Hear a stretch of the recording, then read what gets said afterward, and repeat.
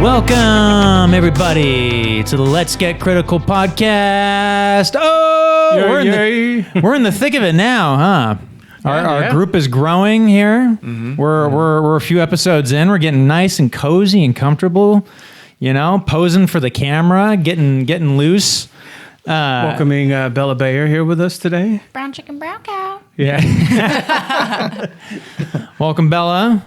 For everybody who isn't familiar with the band, Bella is our tech trigger operator. I don't know if that's the official... Trigger tech, yes. Trigger tech, that's okay. Right, yeah. That's a cool name. Bang, bang, Trigger right? Yeah. tech. That's fancy. right. I just say I push the buttons. Yeah. I'll take trigger tech. Yeah. Yeah, you plug shit in and Yeah. just, push the buttons. Yeah. And of course, with us as always is our good pal... You can see, whatever, yeah. Ruben There Beltran, you go, guitarist, right. co-founder, extraordinaire. You really are kind of like Inspector Gadget. You do just about everything, man. So the band thanks you. It's cool, man. Yeah. Yeah, and then joined with us again. Yes. For the third time or fourth, I've lost count. The mysterious, Yeah. the enigmatic Zeke Zero. Well, check about now. That ain't my line. I'm sorry. Hello, I'm Zeke Zero. It's already trademarked that, dude. I know. We are jumping right into a very, very cool album today. I have not listened to this artist before at all. I only heard her Sublime cover that she did a few years ago. Summertime, right? Yeah. Yeah. But this was a Ruben pick, so take it away, Ruben. All right, so for me, this came out in a time when I was starting out in my culinary career, and I was listening to whispers everywhere about this, right?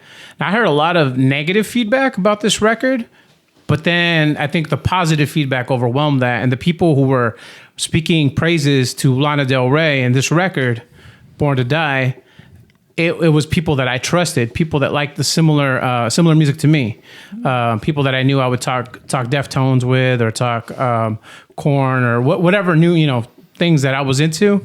So I was like, okay, I think I'm gonna believe them, And I think I still took a while to listen to it. I remember being in LA, and my nieces, including you, were little. Mm-hmm. And I think y'all were rocking it already too back then. So I kind of was like, okay, I'm going to check it out, like on my own. And I fell in love with this album. It has like a lot of hip hop sensibilities. She has so much like familiarity, I think, with her own voice, Lana, that she's like a chameleon. She could sound a million different ways on the same record, And I think it just goes to show she's really studied her own voice. She knows exactly what she wanted to do. She worked with good people. I read that she actually was, and you could probably follow up on this a little, Bella. She went under a couple different names before she became Lana Del Rey. She was Lizzie Grant, and she was Jump Rope. What is it? The Jump Rope Queen or something like that? It was something like that. I remember we were looking at it in the car. We were just discussing all her different... names in her career, and I guess she had put out a record as Lizzie Grant, or had her dad help pay for that, but then she ended up scrapping it when she came up with the persona of Lana Del Rey, and I'm I'm glad she did. I don't know what the other songs sound like, but to me, I think this is a very polished product. Yeah. It was Sparkle Jump Rope Queen. Yeah. We would be doing a podcast about Sparkle Jump whatever Jump Rope Queen. Yeah. I can relate to that. I know that game. Yeah. Double Dutch. None of those old songs ever leaked. I don't know, man. I for me, it's really this album that's like my jam, Mm-hmm. I listened to fucking Norman Rockwell, and what was the other one? Paradise. Paradise was okay because it's kind of a mix of this and some other songs. Norman Rockwell didn't hit it with me. The new one's cool, but it's like hella mature. Like my daughter loves Born to Die. I tried showing her the new one, and she's like, I'm gonna fall asleep, like in the car, because it's chill. You know what I mean? Yeah. It's really chill. I feel like it doesn't have the hip hop sensibilities that Born to Die has, and to me, that's what makes it rock. Yeah. Well, I got some fun factoids. Yeah. As I tend to have. It looks like she wrote this when she was like 26 years old, which is incredible. Yeah. Right. This was her second album on a major label, I believe. Yeah. And it has a what I found very interesting about it, it has like a 1950s, 1960s Americana kind of feel to it, but kind of skewered in this weird like post-housing crisis millennial type environment, right? And I'll touch on that in a little bit. No, yeah, I think that nails it on the head. Yeah, for sure. Yeah, and I mean, as of 2024, it has sold 18 million copies. So it's a giant, man. Yeah. I honestly, when I listened to this, I was like, because I've been talking about it for a long time, right? yeah. Well, so it came out in 2012, and me being the resident millennial, deep or at least deep millennial, what's interesting about it is so she's around the same age as me, but there was this weird pocket after the housing crisis and after Occupy Wall Street and kind of before what the 2010s was really known for, which was civil movements, right? Where millennials were kind of entering college, entering the workforce, and there was this odd kind of like party culture, but like kind of like in a hopeless way, sort of like the revolution's over, we don't really have anything left. Let's just like get real fucked up. Real fucked up, yeah. Right? And I mean, even, and we'll touch on this later, but even just first track in, I'm like, oh, I know exactly what she's talking about here. You know, it's just this amazing, I can understand why this album was such a big deal and why it spoke to so many people. As not a millennial, I remember when it came out, the song that really blew up when I was in middle school was Summertime Sadness. And you know, the way that you say it was after like this crisis and it was in like a hopeless way, we were like, yeah, we got that summertime. We were like rocking out to it, completely oblivious to like any underlying meaning. So it's so funny that you say that, because I just remember like looking back, I'm like, man, we were singing about like summertime sadness. It's like, you know, kind of depressing. Kind of bleak. Yeah. I was like, oh shit. No. This album for me, when it came out, not that she sounds like this artist, but it reminded me of Odelay by Beck. Only because it was different when it came out during that time, and it was a mixture of a lot of things that were familiar, but with the youthful look and take on it. I remember when this came out, our generation, for me and Ruben, they didn't really gravitate towards it. Yeah. I remember she did a SNL appearance, right? Yeah. And that, I mean, in retrospect, looking back on it now, I watch it, it's like, it's not even that bad. She got panned. That was before the album came out. It's terrible. They said it was doomed, right? Yeah. It was terrible how the media really treated her. But she was saved by the younger generation. They got into it and they pushed her forward. And now if you ask people, I mean, she's headlining all these tours. She's going to be at Coachella now. She's huge. So Superstar. You would have never thought she came from the beginnings of where like they're really dissing her. They were really ragging on her, you know. And this album's really good. I didn't listen to it when it first came out either. I was like, oh man, I don't know how to take this. But you know, later on, I think in just like good music, it'll find you. Yeah, definitely. That's exactly how I feel about this album. And that's the point of this podcast. Finding good new music. This is where you get the rainbow to go across the screen. The more you know. So without further ado, now that we're in the format, we're pretty comfortable now, and we're just gonna go right in. Yeah. We're just gonna go right into our bottom threes. Damn. Now, Ruben, I'll let Bella start with the bottom three. okay, Ah, shit. Yeah. Damn, Bella. You got a Me? list right there. Yeah. Okay. I gotta say that this is like the only Lana album that I can tolerate. I'm not a huge Lana fan, but I would say my bottom three, number 3 is $1 Million Man. It just doesn't hit for me. I'm sorry. Same. Yeah. Number 2, This Is What Makes Us Girls. And number 1, Off to the Races. I don't know if you guys have any agreements or disagreements. Your to little it. cousin would cuss you out right now. For Off to the Races. Off to the Races, she yeah, knows that I know. song, yeah. You know, it's not because it's like the song itself. It's more so because I had to pick a bottom, and I was like, the other ones. I get you. The I other get ones you. are like good, you know. Yeah, yeah. So if I had to pick which one was my least favorite, it would be Off to the Races.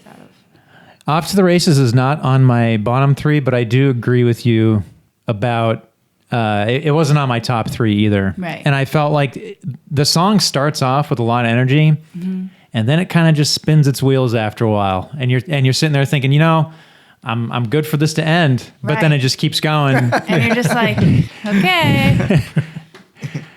Yeah. I'll go into my bottom 3. For me, it was $1 Million Man. I feel it was kind of like it sounded a little too submissive for me. Like I don't like that message in it. You know what I mean? Yeah. Like it's clever with like the wordsmith stuff, but I don't really like the message that comes across, and the melody kind of loses itself. And I just keep thinking of the wrestler Ted DiBiase, the $1 Million Man. I just keep thinking of him. So like I don't know. I just can't. It just didn't click with me. The next one was Carmen. Carmen was hella bleak. Like, you know what? It's perfect on this album. I don't hate this song, but it's hella bleak. Like, for real. Like, I feel like it paints a real descriptive story of someone just spiraling out and just burning out, from partying too much and stuff like that. And I don't know. It's cool. The melody's a little too gloomy for me, too. And I love gloomy shit. But I think that's why it ended up on my bottom 3. And for my third one is what's it called? The last song, basically. It was on your bottom 3 too. This is what makes us. This is what makes. Yeah. I think it's cool, but it's like, and I've read that's like very like autobiographical of like what really happened or whatever, because she was having issues with like alcoholism and her parents got pissed and like shipped her off. But again, like I don't know, it just doesn't click with me too much. I feel like something else could have closed the record and it would have been a little stronger, to finish it up. I agree with that, only because by the time you get to the end of the record, it is kind of the same sort of messages getting to an extent pummeled into you as a listener, right? And you're really looking for something that brings a little bit of resolve or maybe a little change or a twist, like some either tonally or lyrically, just something that kind of closes it out. And I don't feel like the song necessarily does that with the album. Right. Yeah. True. For me, dude, it was Off to the Races, $1 Million Man, and This Is What Makes Us Girls. For some reason, like Copying me? No. This is for real. brown chicken, brown cow all over again, man. It's just weird. He's like, change it up, say them in a different order. Mike's gonna notice. I was gonna bring my beanie too. Copying each other's homework. We know we both didn't do the homework. No, but seriously, it's something about those songs. They're not bad songs. It's just. They weren't the shining gems of the album, and there's so many too. And it's such a good album. It is a great album, yeah. As a bonus, I picked up Born to Die remix as my bottom 4th right there, man. I don't think it was necessary. I don't know if you guys heard that. I heard it. I don't think it does anything. Yeah, I don't even think it needed a remix, to be honest. So I think the one I bought on Apple has that. The version I bought on Apple, because it's not. I listened to it on Spotify, and it doesn't have that. It has I think the Summertime Sadness or something. I forget what it has. Okay. But yeah, I didn't really care for it. I remember it would come on the rotation, and I'm like, skip. Yeah. But it's like very rare that a remix is like actually good. Well, you know what? The Summertime Sadness remix is what really blew her up, The faster version, not the slow one. I heard the faster one before I heard the slow one. Yeah. My mom loved the faster one. It's crazy. I remember hearing the faster one and then hearing the slower one being like, what the hell is this? What I thought happened? that one was the remix. Yeah, I did too. Yeah. What is this, like the acoustic version? Yeah. But it grew on me. The slower one grew on me. Cool. All right. Well, Yes. I'm so excited because I'm not going to spoil it. My bottom 3, number 1, Summertime Sadness. Oh, wow. Now, you got to keep in mind, this is the first time I've heard any Lana Del Rey. Yeah. And it's funny because this is like... I'll say boo. No, well, okay. What's funny is this is the big song off the album, right? But for me, in the context of the album, it felt a little bit like filler. It felt a little less nuanced than some of the other standout tracks. And it gets a little bit repetitive. But it's crazy because it has over 1 billion views. Yeah, yeah. Like, but what I mean is like the album is so heavy with like how like debauchative and degenerative and like, you know, again, just this motif of hopelessness and like, it was striking a chord with me throughout most of the tracks. Yeah. But then it got to this song and I'm like, wait, where did that go? Where did that anger go? Someone go on a piss break or something? Or hey. Next one being Diet Mountain Dew. That's your jam. I love that song, man. Those are fighting words. Yeah. It starts off with a lot of fun energy, but it kind of loses steam after a while. Sort of like Off to the Races. Yeah. I felt like those two songs were sort of in the same pocket where it's like, oh, we're jumping into something fun, and then it just lasts like a little too long, and I'm sitting there waiting for the song to be over. Yeah. And then the third one is Dark Paradise. I feel you on that one. It didn't make my bottom 3, but the song almost felt like she, like even Lana, and this is pure fiction. I don't know Lana Del Rey. I'm in no position to criticize Lana Del Rey, but I felt for whatever reason, I felt like when I was listening to this song that she was kind of doing it obligatorily. Like she was like, well, we need another track, so let's throw this in here too. It could be, right? When we're writing tons of music or whatever, you tend to sometimes, you got to give yourself a break, right? Right. So those are my bottom 3. I cannot wait to get my top 3 because we're going to be in so many arguments. Oh, man. With that said, let's go into the top 3. All right. Yeah, go for it. Me? Yeah. Oh, shit. Off to the Races, right? Well, I'm not going to start with Diet Mountain Dew because I would say that Video Games is one of my top ones. That one's just so fun to listen to. It is. It's fucking like amazing. No wonder classic. she got signed on that, you know? Right. Yeah. Video Games is definitely, it's like one of my favorite songs In the world, in right? the world. Yeah. It's just so good.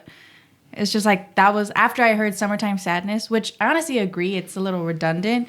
And I feel like it was more of like a radio song than anything else. Yeah. But Video Games really is what got me to listen to the rest of the album. Because I was like, oh, this is cool. And I think the first time I heard it, I was like, I used to share a room with my sister. And she would play this album. And I would just like, I used to hate her music. But she played this and I was like, who is this? And she was like, Lana Del Rey. And then I like listened to it and I was like, oh, this is cool. And then I listened to the rest of the album, which is why Diet Mountain Dew is next. It's just another classic. I don't know. It's just what made the album the album. I think the production is fucking killer on it. It The is. piano, It's so good. the strings, it's just like the everything beat. is just Yeah. amazing. And then my third is a tie between Dark Paradise and National Anthem. National Anthem used to be like one of my like most annoying. Like I did not like that song, but it's just like so fun. It's like It's so goddamn catchy. It is. Yeah. It's like the anthem to success, and then you just Yeah. like it's like a song that you listen to while like getting ready, or like something that it's just like playing in the background, and it like keeps you in like a boppity. I know. Vibes mood. I catch myself be like humming along, and then I Yeah. would change to like, "Tell me I'm your frantic romantic." Yeah, exactly. And then Dark Paradise. I don't know. I like a little, bummer song. Why not? It's a cool Yeah. song. And Fiji boarding homeboy like every night, come back, yeah. I respect those choices. And I will just say before we go forward, there's not a bad song on this album, and that's why it's hard to pick a bottom 3. It is. No, I think, Yeah. totally. I agree. Go for it, dude. Let's see, man. I have no bottom 3. Oh, no. I have no top 3 because they're all my favorite. No. No. Are you pulling Nacho Libre there? The opening track, Born to Die, was really good. I think that was a great opener and a great introduction to the album. Lana Del Rey in general, Let's see, Blue Jeans was awesome. I love the lyrics. It's a sultry single. The chorus is amazing, man. You ever seen the video? The chorus.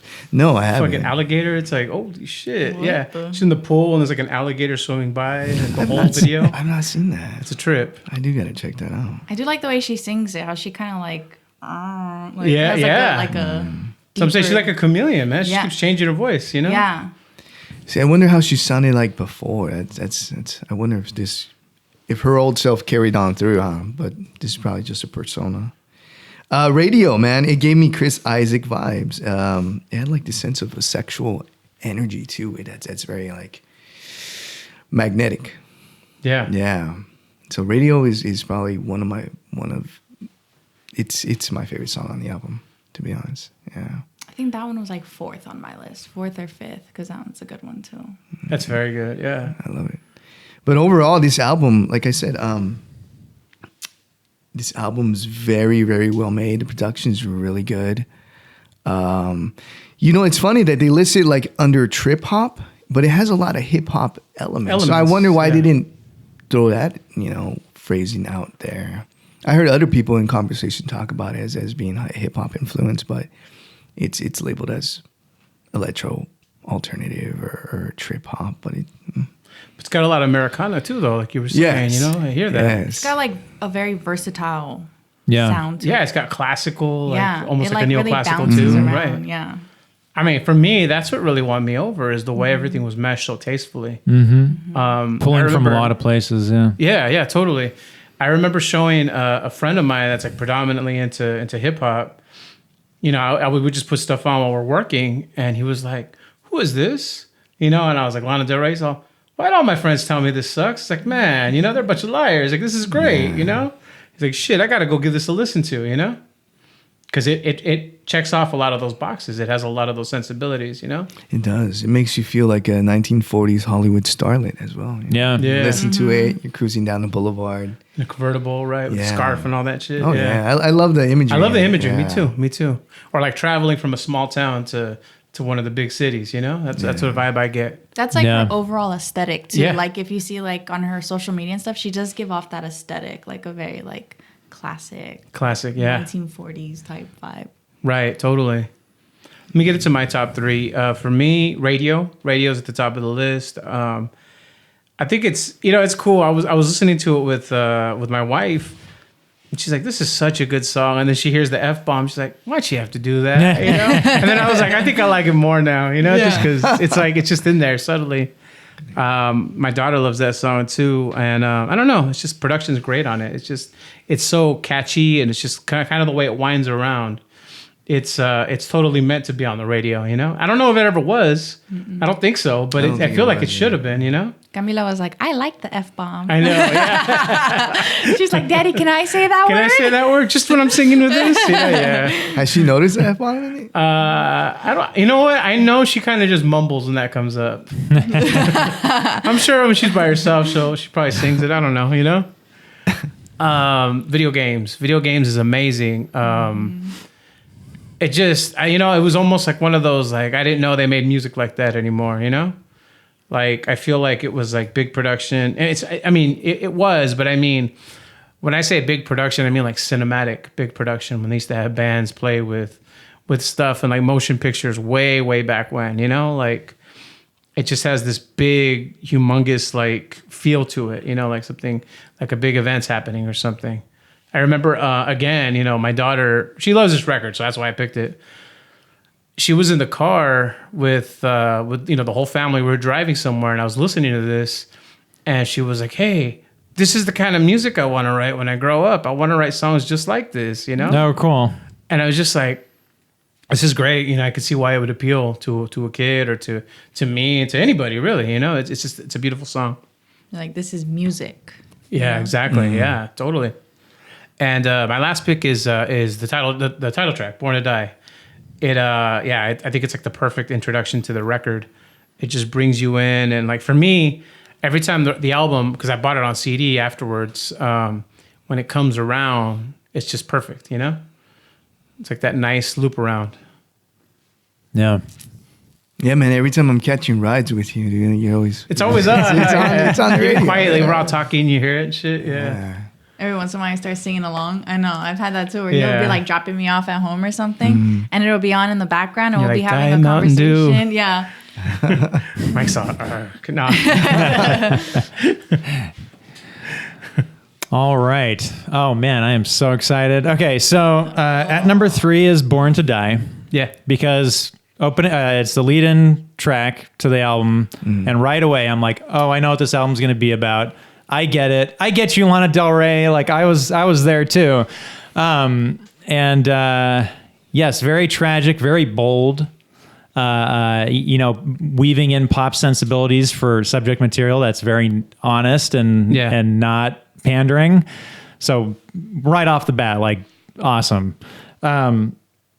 Next one is National Anthem. I think National Anthem was like the perfect example of like her pulling in all these different influences, putting them into a song, and having that song just be like mechanically working perfectly.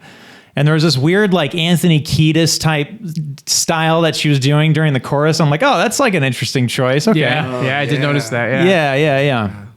And then number one track, my favorite track, $1 Million Man. Of course. Saw that coming. And here's the thing. I wasn't paying attention to the lyrics, so I don't know what the lyrics are about, and it sounds like they're pretty awful. But the soundscape of that and like how it was like showcasing her voice and what she can do, combined with the orchestration, combined with the electronic elements, combined with it was a jazz influenced ballad. And it really like it starts off really intimate, and then it just lifts you up, and then it just builds into this huge crescendo of a song. And I'm like, man, I want to sing that. You know what I mean? Like it just, I was geeking out about like just the dynamic of that song, and it just starts so small and it just kind of expands out and just, yeah, it had me by the heartstrings. So $1 Million Man, I'm not apologizing. Fuck it. You know what's funny is that was the original intention for the song Glow on the Victoria Trap, was to kind of blossom like that. But I mean, obviously that didn't happen, you know? As we produced that, it just became like a... Later, we were like, okay, I guess it's the James Bond song, which I don't even know why we said that, but we did, you know, Joseph and I. Well, and speaking of which, $1 Million Man kind of played like a James Bond song. Right, exactly, yeah. That's true. All right, so we avoided any arguments, and that's great. Thank you for being so understanding. That's the point of this, right? To get these perspectives, to get all these perspectives. Now, right? Jumping on in real quick is what kind of influence do you think she has on artists now? Oh, because I see a little, and I don't want to go against, because I know there's Swifties out there, right? You know what's we funny? We don't want no retaliation, because I heard they're pretty, yeah. You know what's funny though about that? And go finish your thought. Well, I just want to say, I do see the influence that the stuff that Taylor Swift is coming out now kind of resembles like stuff off of this album. Could be in the ethos of the same. Some of like the tragic storytelling, which is not bad, you know. It's good elements to take from. So I just wanted to hear your guys' thoughts on. Well, you know, I'll give you Miriam's perspective on this. She was doing karaoke with Camila, and they did a Taylor Swift song, right? Mm. And, you know, she's reading the lyrics. She's like, these lyrics are pretty awful. You know, she's like, while she's singing, she's like, this is really bad, you know? And then we did a Lana song, and she's like, oh my God, this is way better. Like, lyrically, this is just so much better. It's just a little more sophisticated, you know? So, I don't know. I mean, that's that perspective, you know? I also think that if you're to go way back to the aughts, especially towards the end, right? Yeah. For anybody who doesn't know, the aughts means the 2000s. I like the way it sounds. That's like the aughts. The aughts. Yeah. Or as the British say, the naughties. The naughties. Especially for female singers, there was much less of a platform for them to be honest. And for them to like really like blossom with like, again, with honesty, with like, hey, this is life. It's tough. Here's my problems. Listen to me. But like, and again, this is my first time listening to this album, but I can tell that it had a ripple effect that led into the rest of the 2010s, which was like a really great time for that kind of music. So anyways, but what do I know? I think that Taylor's career has she's kind of changed her sound based off of her fans and really like focused on a specific audience. And I think as someone who grew up with Taylor Swift and like the longevity of her career, which is incredible. Yeah. She's really started to cater towards her fans, and now that they're growing up, she's kind of, finding the sound that they kind of like, which is, Lana Del Rey and like other influences like that. So she's trying to, mesh into that sound because of the audience, and because, Lana was so huge with like my generation, and that's also the generation that grew up with Taylor Swift. I think that a lot of artists who are trying to, have longevity like Beyonce and Taylor Swift, they like are trying to find the sound that best caters to the people that the demographic, right? Yeah. So I think, there is that influence, but it's like everybody's, kind of influencing everybody else, Yeah. Yeah. So with that said, we're going to go into the very cynical part of our podcast. We're going to read our user review. And usually these swing negative. See if we agree with the review. And we never do. But let's see. Okay, so this is a user review from Amazon. out of 5. Oh, man. I was most amazingly disappointed and annoyed to have spent 1 cent on this worthless excuse of a music CD. Hey, everybody. This is Mr. Kerosene. This review that we're about to read on the podcast got a little bit dicey. Talked about some stuff that were particularly mean towards the artist. So I think we're not going to include the whole thing, mainly because we're going to get in trouble and also because I feel bad. I'm sure if you look for it online, you could probably find it. It was definitely a who wrote that. I think so too. It has to be. It has to be. Venomous Splooge is crazy.